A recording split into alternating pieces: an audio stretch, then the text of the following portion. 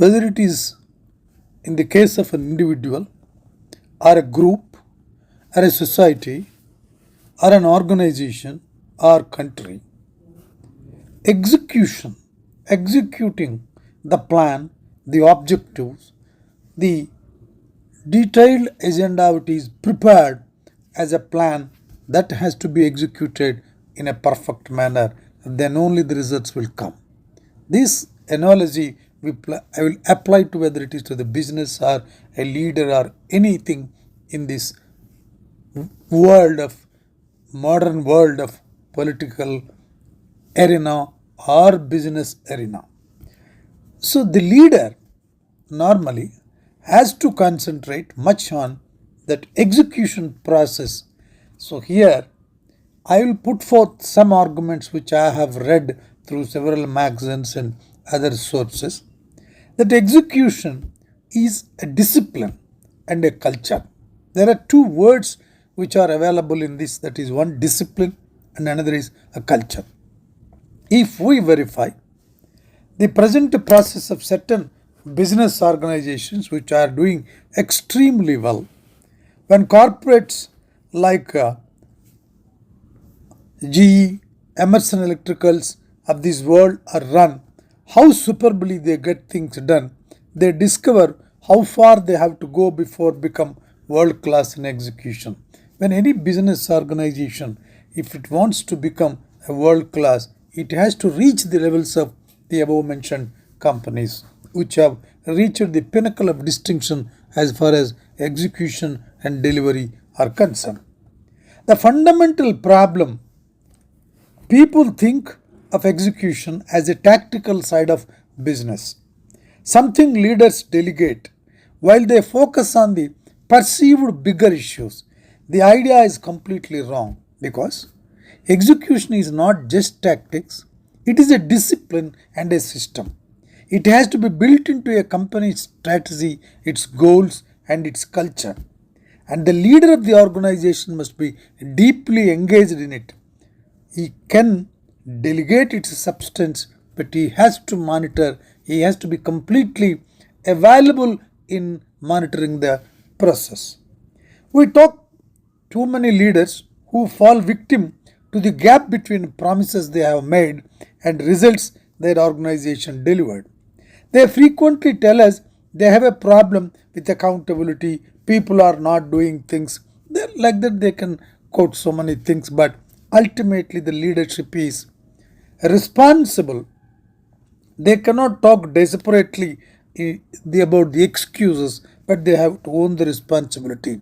First of all, there is a need to change their perception about execution as a concept, execution as a specific set of behaviors. Here I am repeating the sentence. Execution is a specific set of behaviors and techniques that companies need to master in order to have a competitive advantage in everlasting competitive business of this world. The gap nobody knows except CEO, because he is in the top position. He will be knowing where exactly the lacuna, the hiatus, the difference, the gap has come between what the company has promised, what the organization has promised, and why it could not achieve. Hence, top to bottom, every manager has to talk about change in the process of monitoring the execution. Whether it is a small industry or a very mega industry, big industry, whether it has preached reinvention, quantum change, breakthrough thinking, audacious goals, learning organization, whatever the concepts they bring into the modern management which the organization wants to implement. But a breakthrough thinking has to be developed, that what you get is change, that it should not be worse, because failure drains the energy from your organization. So there shall not be a failure in execution and delivery. No company can deliver on its commitments or adapt well to change unless all leaders practice the discipline of execution at all levels. Execution has to be a part of company's strategy and its goals. Execution comes of age that is experience. Execution is a discipline and integral to the strategy. Execution is the major job of the business leader. Execution must be core element of an organization's culture. When it will become core of intent of the organization or content of the organization, when the entire leadership participate in the process of implementing it as not only as a strategy but as a part of discipline and the culture. And execution is a discipline and evaluation is the tool.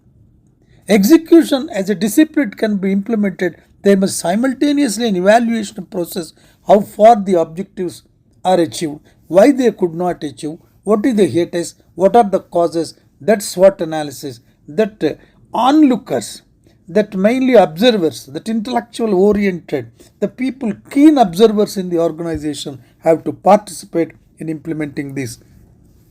Bringing discipline. Much has been written about Jack Welch's style of management, especially his toughness and bluntness, which we would argue that the core management legacy processes, making it a model of an execution culture.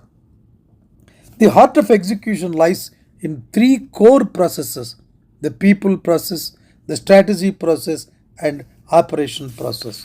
All these three processes have to be concentrated by the top leadership and the junior leadership. An organization can execute only if the leader's heart and soul are immersed in the company. If the leadership is not immersed in its heart and soul, if it takes any transactionary mode or if it evaluates in a very normal way, it cannot be done. Their soul and heart has to be immersed with the company's execution and making it as a discipline and a culture. The leader must be in charge of getting things done by running their core processes, picking other leaders, setting strategic direction, and conducting operations. How good would a sports team be if the coach spent all his time in his office making deals for new players while delegating actual coaching to an assistant? That cannot be. That shall not be the way. They should participate. They should be available. They should be in a position to evaluate ground level processes, how it is being implemented, and basically how the concept of converting education into a discipline and a culture has reached down to the earth level of the organization. A monitoring, a mentoring cells have to be there in order to do this. Then only that will be the passionate approach. If the leadership is passionate about getting results, this is definitely is possible. Execution has to be in the culture. How to convert your execution process in the process of a culture? Leaders who execute look for deviations from desired managerial tolerances. The gap between desired and actual outcome is everything from profit margins to the selection of people for promotion. Then they move to close the gap and raise the bar still higher across the whole organization. And the setting of goals based on the organization's capability for delivering results has to be done. Organizational capability includes having the right people in the right jobs.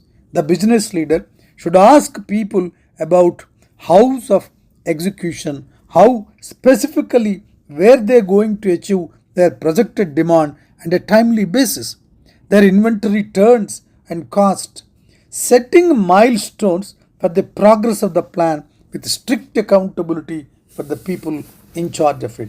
Then only it can be done. Building blocks of execution, that has to be done in a very proper way. Know your people. Insist of realism. There must be realistic approach. Set clear goals and priorities. Follow through. Reward the doers. Expand people's capabilities. Expanding the people's capabilities has to be done through recruitment, training, and development. That has to be mentored. That has to be monitored by very senior and experienced people who have an academic inclination to train the people and contribute to the organization. First of all, a leader must know himself, where his execution style is, what is his contribution to making the execution procedure or process in the form of a culture of the organization. Not only being present, the leadership should insist realism. Sometimes the leaders are simply in denial.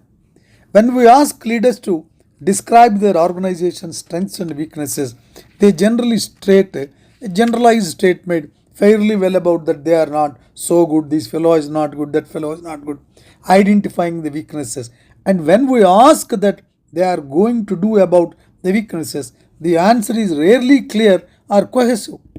You start by being realistic yourself. Insist on realism for you, for your team, for your group, and extend the same logic to the organization for setting clear goals and priorities. Only setting of clear goals and priorities can help in converting execution process as a discipline and a culture. People's capabilities through coaching has to be done, through training, through coaching, through mentoring, and through doing SWOT analysis by the seniors. What are the practices adopted by the middle management, where they have to be rectified, where they have to be trained, where they have to be sent, where they have to be grilled. All these things have to be done. Then only this will become a discipline. Leaders in contemporary organizations may be able to get away with emotional weakness for a brief time, but they can't hide it for a long time. They face challenges to their emotional strength all the time, and they failure to achieve the required results in executing the processes. The real problem comes developing humility to insist realism, to understand the real position. The more you can contain your ego, the more realistic you are about your problems. Then only you can understand where are the impediments. Creating the framework for cultural change. One member of the team asked in response, how should the culture be changed? A second member said, make it better. Then someone asked, from what to what? And the light bulb went on. See, linking this is a discipline and culture. That philosophy has to be developed by the organization. Then only it will be possible for converting execution process into a discipline and a culture. The importance of robust dialogue. There must be always interaction, debate, discussion without any sort of egos of disciplines, egos of departments and all other things. Then only that robust dialogue can throw light on what exactly to be done, what is to be done for making this as a discipline and creating a culture. Dialogue alters the psychology of a group. It can either expand a group's capacity or shrink it. It can be energizing or energy draining. It can create self-confidence and optimism, or it can produce pessimism. It can create unity, or it can create bitter factions. Here, the nature of conducting the dialogue, robust dialogue, but the direction of the dialogue process, receiving the content what the other people are telling, where exactly the problem lies in the communication or understanding or the real capability of your own group, your own man, then only it will be possible. Leaders get the behavior they exhibit and tolerate. The culture of a company is the behavior of its leaders. Leaders get the behavior they exhibit and tolerance. You change the culture of a company by changing the behaviors of its leaders. First of all, the leaders, if they change their behavior in tuning them for the purpose of making execution into a discipline or and culture, then only it will be done. The job no leader should delegate is having the right people in the right place. Every leader should participate in the process in keeping the right people at the right process. Otherwise, it cannot be done. Given the many things that business cannot control, from the uncertain state of the economy, of the unpredictable actions of the competitors, you would think companies would pay careful attention, and that attention will make you the real leadership to implement execution as a discipline and creating a culture. Choosing the right people is what creates that elusive status, sustainable competitive advantage. At GE, 85% of the executives are promoted from within. That is how good the company is at developing leaders. And it is so good because Jack Welch and now his successor Jeff Immelt made leadership development a top priority and demanded that all of his executives do the same. This is the philosophy which is required to be implemented by growing organizations, whether it is small or major or a mega organization, whatever may be the level. This is the philosophy of ultimately converting execution into a discipline and culture. Then only they can achieve results. Thank you very much.